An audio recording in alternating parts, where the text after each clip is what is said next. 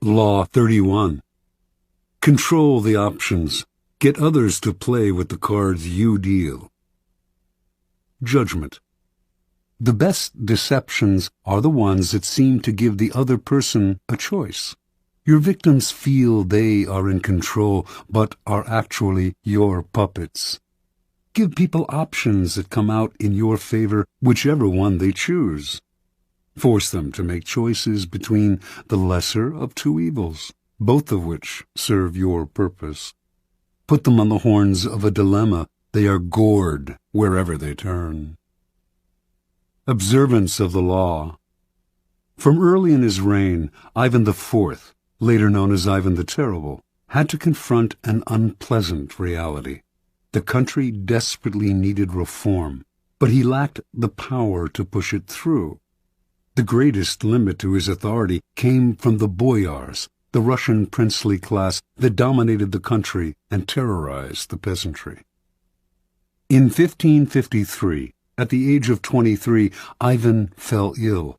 Lying in bed, nearing death, he asked the boyars to swear allegiance to his son as the new Tsar.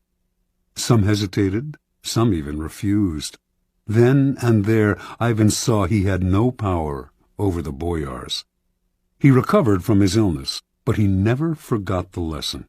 The boyars were out to destroy him, and indeed, in the years to come, many of the most powerful of them defected to Russia's main enemies, Poland and Lithuania, where they plotted their return and the overthrow of the Tsar. Even one of Ivan's closest friends, Prince Andrei Kurbsky, suddenly turned against him, defecting to Lithuania in 1564 and becoming the strongest of Ivan's enemies. When Kurbsky began raising troops for an invasion, the royal dynasty seemed suddenly more precarious than ever. With émigré nobles fomenting invasion from the west, Tartars bearing down from the east, and the boyars stirring up trouble within the country, Russia's vast size made it a nightmare to defend.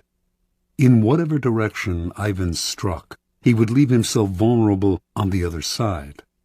Only if he had absolute power could he deal with this many-headed hydra, and he had no such power.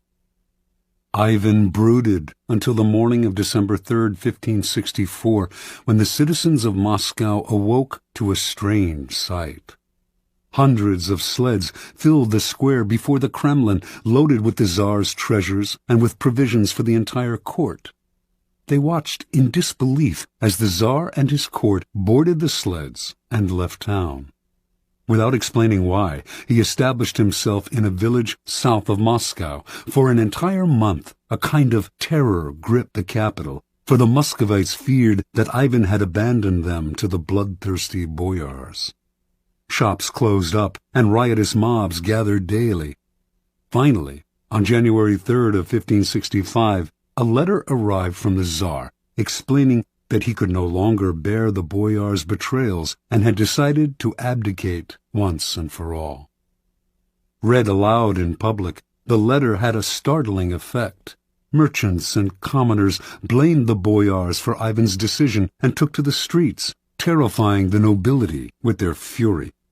Soon a group of delegates representing the church, the princes, and the people made the journey to Ivan's village and begged the Tsar, in the name of the Holy Land of Russia, to return to the throne.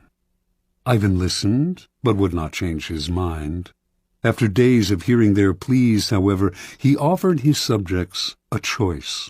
Either they grant him absolute powers to govern as he pleased, with no interference from the boyars, or they find a new leader. Faced with a choice between civil war and the acceptance of despotic power, almost every sector of Russian society opted for a strong Tsar, calling for Ivan's return to Moscow and the restoration of law and order. In February, with much celebration, Ivan returned to Moscow. The Russians could no longer complain if he behaved dictatorially. They had given him this power themselves. Interpretation. Withdrawal and disappearance are classic ways of controlling the options. You give people a sense of how things will fall apart without you, and you offer them a choice. I stay away and you suffer the consequences, or I return under circumstances that I dictate. In this method of controlling people's options, they choose the option that gives you power because the alternative is just too unpleasant. You force their hand, but indirectly. They seem to have a choice. Whenever people feel they have a choice, they walk into your trap that much more easily. Keys to power. Words like freedom, options, and choice evoke a power of possibility far beyond the reality of the benefits they entail. When examined closely, the choices we have in the marketplace, in elections, in our jobs, tend to have noticeable limitations. They are often a matter of a choice simply between A and B, with the rest of the alphabet out of the picture. Yet, as long as the faintest mirage of choice flickers on, we rarely focus on the missing options. We choose to believe that the game is fair and that we have our freedom. We prefer not to think too much about the depth of our liberty to choose. This supplies the clever and cunning with enormous opportunities for deception. For people who are choosing between alternatives find it hard to believe they are being manipulated or deceived. They cannot see that you are allowing them a small amount of free will in exchange for a much more powerful imposition of your own will. Setting up a narrow range of choices, then, should always be a part of your deceptions. There is a saying, if you can get the bird to walk into the cage on its own, it will sing that much more prettily. The following are among the most common forms of controlling the options. Color the choices. This was a favored technique of Henry Kissinger. As President Nixon's Secretary of State, Kissinger considered himself better informed than his boss and believed that in most situations he could make the best decision on his own. But if he tried to determine policy, he would offend, or perhaps enrage, a notoriously insecure man. So Kissinger would propose 3 or 4 choices of action for each situation, and would present them in such a way that the one he preferred always seemed the best solution compared to the others. Time after time, Nixon fell for the bait, never suspecting that he was moving where Kissinger pushed him. This is an excellent device to use on the insecure master. Force the resistor. This is a good technique to use on children and other willful people who enjoy doing the opposite of what you ask them to. Push them to choose what you want them to do by appearing to advocate the opposite. Alter the playing field. In the 1860s, John D. Rockefeller set out to create an oil monopoly. If he tried to buy up the smaller oil companies, they would figure out what he was doing and fight back. Instead, he began secretly buying up the railway companies that transported the oil. When he then attempted to take over a particular company and met with resistance, he reminded them of their dependence on the rails. Refusing them shipping or simply raising their fees could ruin their business. Rockefeller altered the playing field so that the only options the small oil producers had were the ones he gave them. In this tactic, your opponents know their hand is being forced, but it doesn't matter. The technique is effective against those who resist at all costs. The shrinking options. The late 19th century art dealer Ambrose Vollard perfected this technique. Customers would come to Vollard's shop to see some Cézannes. He would show 3 paintings, neglect to mention a price, and pretend to doze off. The visitors would have to leave without deciding.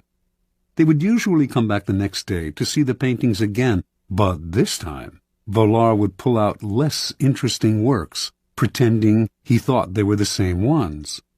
The baffled customers would look at the new offerings, leave to think them over, and return yet again. Once again, the same thing would happen.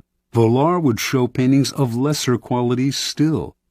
Finally, the buyers would realize they had better grab what he was showing them because tomorrow they would have to settle for something worse, perhaps at even higher prices. A variation on this technique is to raise the price every time the buyer hesitates and another day goes by. This is an excellent negotiating ploy to use on the chronically indecisive, who will fall for the idea that they are getting a better deal today than if they wait till tomorrow. The weak man on the precipice. The weak are the easiest to maneuver by controlling their options. Cardinal de Retz, the great 17th century provocateur, served as an unofficial assistant to the Duke of Orleans, who was notoriously indecisive. It was a constant struggle to convince the Duke to take action. He would hem and haw, weigh the options, and wait until the last moment, giving everyone around him an ulcer. But Retz discovered a way to handle him. He would describe all sorts of dangers, exaggerating them as much as possible, until the Duke saw a yawning abyss in every direction except one, the one Retz was pushing him to take. This tactic is similar to color the choices, but with the weak, you have to be more aggressive. Work on their emotions, use fear and terror to propel them into action. Try reason, and they will always find a way to procrastinate. The horns of a dilemma. This idea was demonstrated by General William Sherman's infamous march through Georgia during the American Civil War.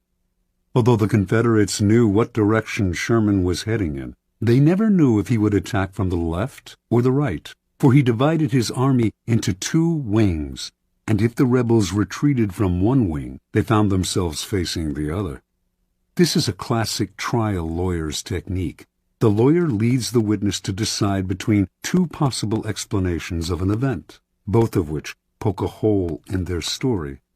They have to answer the lawyer's questions, but whatever they say, they hurt themselves.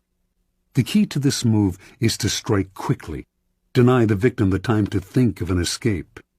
As they wriggle between the horns of the dilemma, they dig their own grave. Understand, in your struggles with your rivals, it will often be necessary for you to hurt them. And if you are clearly the agent of their punishment, expect a counterattack. Expect revenge. If, however, they seem to themselves to be the agents of their own misfortune, they will submit quietly. When Ivan left Moscow for his rural village, the citizens asking him to return agreed to his demand for absolute power. Over the years to come, they resented him less for the terror he unleashed on the country, because, after all, they had granted him his power themselves. This is why it is always good to allow your victims their choice of poison and to cloak your involvement in providing it to them as far as possible.